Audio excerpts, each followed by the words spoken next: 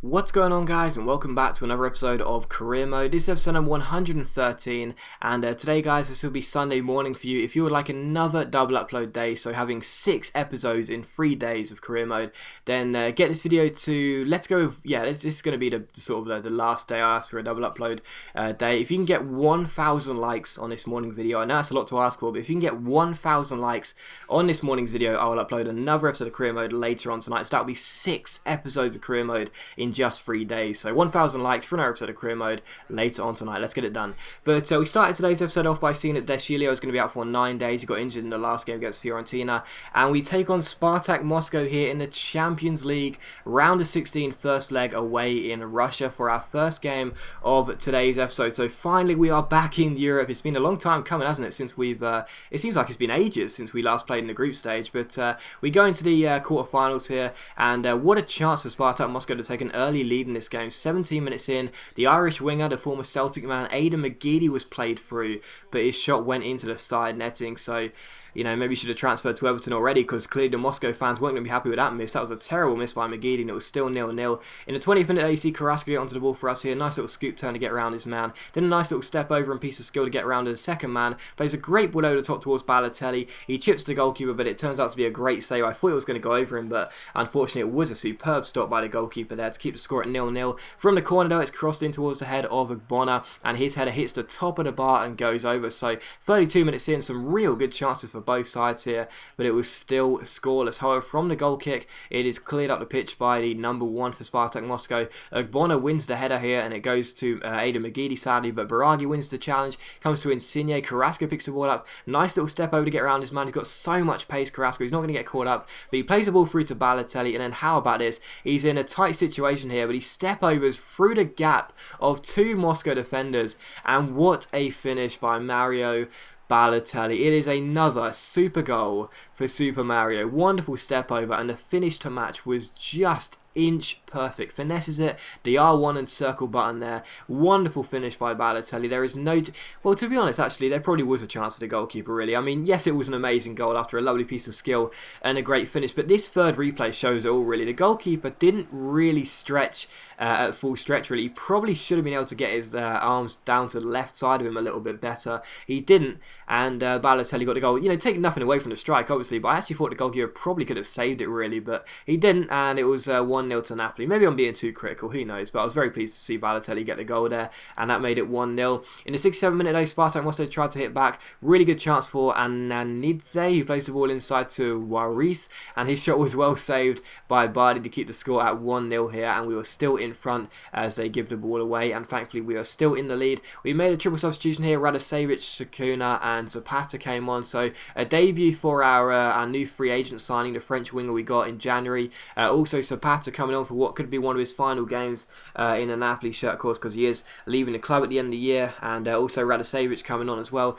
just for fitness reasons, really. And straight from the goal kick here, it's cleared up by Zabolotny. Jesus Christ, I'm so bad at pronouncing names, aren't I? At least I can admit it. But anyway, it's cleared up the pitch. It's headed on. Sakana wins the header, comes to Zapata, plays the ball back to Sakana. Really good chance here. He gets past the man and shoots, but unfortunately it goes wide at the post. So what a fantastic start to his career at Napoli it would have been had he got the goal to make it 2-0 there, straight from coming off the bench, but unfortunately he couldn't. In the 79th minute, though, we had a goal kicker. We played the ball out from the back. Ogbonna placed the ball out wide towards Branislav Ivanovic, and the former Chelsea man finds Zapata. Zapata plays the ball to Insigne. Nice little 1-2 between those two. Zapata's running clear on goal. Could have sweated it, but decided to try and shoot myself and find the far corner, and I did just that. Really good finish into the bottom corner by Zapata there, and I know I probably could have sweated it easily, but I don't like to sweat goals, really. I'd like to score better goals, and that was a really nice goal there. Nice little team goal from the back.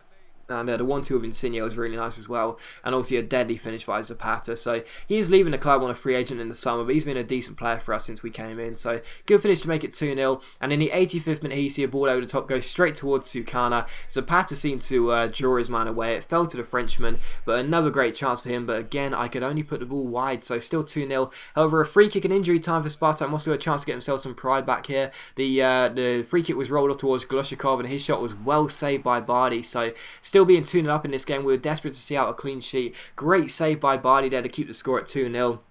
And from the corner, it's Ananidze across the ball in towards Barrios. Bardi catches it with ease and throws the ball out wide towards Zapata, who got the second goal for us off the bench. Plays it through towards Sukana. Great chance for him. He's got the pace, but unfortunately he gets tackled by the number 3. It comes to Taski, who finds Romelu. Nice little 1-2 with Ada Magidi. He runs clear here. The tackle is made, but it falls straight to Magidi, and he blasts the ball into the roof of the net. So Magidi gets the goal. He missed a sitter in the first half, really. That's a great finish to make it 2-1, and that was the last attack of the game. As you see, Sukana get tackled here, and the referee blows for full time. So I was very disappointed to be leaving that stadium knowing we had a 2-0 result in the bag, and then we conceded in injury time. So that is really frustrating, because although we have those 2 away goals, although we take a win back to Italy, it is still so frustrating to know you're getting a clean sheet and in the last minute to throw it away so simply. So Magidi gets the goal in the 94th minute. Spartak Moscow 1, Napoli 2. They'll still have to score 2 goals in Italy because of the away goals ruling, but even so, I was still quite disappointed. But I'm pleased with the result, but I'm disappointed with the fact we did lose that clean sheet. But we took on Siena for the following game here, and we simulated this one. They're down the bottom half of the table, so I thought it would be a bit of a formality for us, really.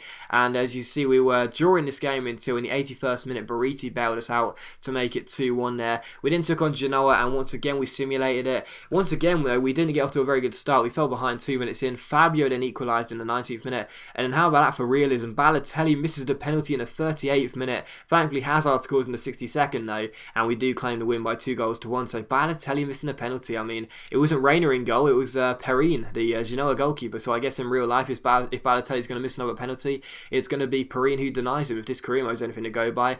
But anyway, we took on Juventus for the following game here in the Coppa Italia. And just before I go on, I want to say, I know there's a few of you out there that don't like simulation. Now, just before you comment and call me some variation of a homophobic word, I say this all the time, I can't please everyone. There are so many people that want me to get through the season quickly and basically not play games which you're, pretty much not guaranteed to win, but have a very good chance, and you want to see me play more important games. Yeah, I also know there's some people that want me to play all the games, so I can't please everyone, guys, so please don't hate on me for this. I'm just trying my hardest to make it fair for everyone. So I'm not simulating every game, but I'm not playing every game either, so calm down. I'm trying to please everyone here. But anyway, Juventus we take on in this second game here, and the final game of today's episode. We take on Juventus in the Coppa Italia semi-final second leg. Of course, the first leg finished 1-1, so we were looking to try and get ourselves the win here at the Juventus Stadium. The first chance would come in the 16th minute, and the first goal would also fall as well, and it was just one of those goals where you sit there and you feel like throwing your controller out of the window, because it was so frustrating. It was Tevez who got the goal,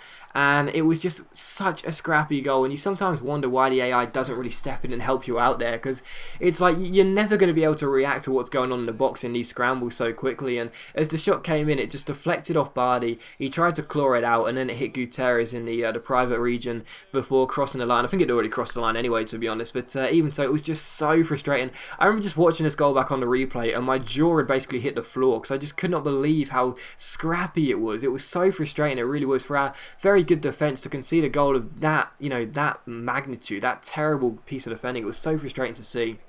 And Suarez claims the goal, and it's Juventus 1, Napoli 0. So we already needed to get ourselves back into this tie, and we were already 1-0 down. And in the 21st minute here, a cross comes in from Thurman, who finds Suarez, and his header beats Bardi and dribbles into the bottom corner. It dribbles into the bottom corner, and that makes it Juventus 2, Napoli 0. So Suarez and Tevez have the goals, and we got off to a dreadful start here. And as things stood, it looked like we were going to be on our way to our first defeat of the season. But in the 41st minute, Lukaku picks the ball up for us here, gets past his man and swings across in. Florenzi with the bicycle kick goes into the ground and finds its way to the hands of Rui Patricio. So still 2-0 here, but in the 44th minute, a great chance for us to hit back. Lukaku finds Vargas here. Vargas gets tackled. It's a bit of a scramble. It falls to Brian Carrasco, who shoots with his left foot. He's a bit off balance though, and unfortunately the shot is well saved by Patricio as Lukaku picks the ball up here and crosses the ball in. It finds Carrasco at the far post, but unfortunately this chance ends up coming to nothing, and it was still 2-0 here. That was it for the first half. So as things stood, Juventus were going to be going through to the Coppa Italia final, and it will be semi-final heartbreak for us again. And in the 54th minute, they should have wrapped the tie up. Pogba was played through, and he's such an amazing player on FIFA and in real life, really. Such a great talent, and he really should have made it 3-0 there. but the former Manchester United midfielder could only put the ball wide. And with the Frenchman Roux missing that chance, because straight from the goal kick, Gutierrez finds De Chilio, who plays the ball through to Brian Carrasco, and Carrasco got the pace to beat Vidal here, his Chilean teammate, and he plays a lovely 1-2 here with Vargas, goes down the right hand side, swings across in, it takes a deflection, but it falls to the one man you'd want it to fall to. That's Romelu Lukaku, who puts the ball past Rui Patricio, and the comeback is on. It's 2-1. Brilliant run by Carrasco. The cross took a deflection, but Lukaku's finish was really good, angled into the bottom corner. It's 2-1, and we're back in the tie. And the 63rd minute here, we play out from the back with Bardi finding Nastasic, who finds Hamšík. He plays the ball out wide to Baragi here, our left back, who plays it to Lukaku. Lukaku finds his man, who plays the ball over the top towards Vargas. Wonderful piece of passing. Vargas plays the ball through to Brian Carrasco, and to wrap off a wonderful move, it is composure and a half from Brian Carrasco. What a superb goal by the Chilean winger. Absolutely superb team goal. Lovely passing from the back with Bardi, and we came from 2-0 down to level the score. The camera pans on Pogba because it was his miss when the score was at 2-0 that would have surely settled the tie. He messed it up, and because of that, he allowed us to get back in the game, and it was now 2-2 here. And I was kind of disappointed that the replay ended so quickly, so I had to make one myself. As you see Carrasco get past Rui Patricio with a lovely fake shot. He jumps over the arms, wonderful leap, and then he chips the ball over the slide tackle of Mangala and into the empty net. So what a superb goal by Carrasco, and it's Juventus 2, Napoli 2 here at the Juventus Stadium. So great to come back from 2-0 down, and in the 69th minute, a great chance for Juventus to redeem themselves. Tevez comes through here and shoots, but his shot goes wide of Bardi's post, so we were still level as things stood, but doing just about enough to hold off Juventus. But in the 75th minute here, you see De Chilio get tackled by Vidal, who rolls the ball through to Suarez. He finds Carlos Tevez. Tevez goes down the left hand side here, plays it to Vidal. Vidal plays it back inside to Carlos Tevez. Really good chance here. He shoots, and I really think Bardi should have stopped that one. That was quite weak goalkeeping in my opinion, because the shot came in, it sort of just got caught up in the rain, and there was no real power. Yes, it was in the bottom corner, but I really felt as though he should have been able to have enough time on there to get a hand to the ball and push it wide. Instead, he didn't, and Carlos Tevez made it 2-1 to Juventus as the game was being closed out here.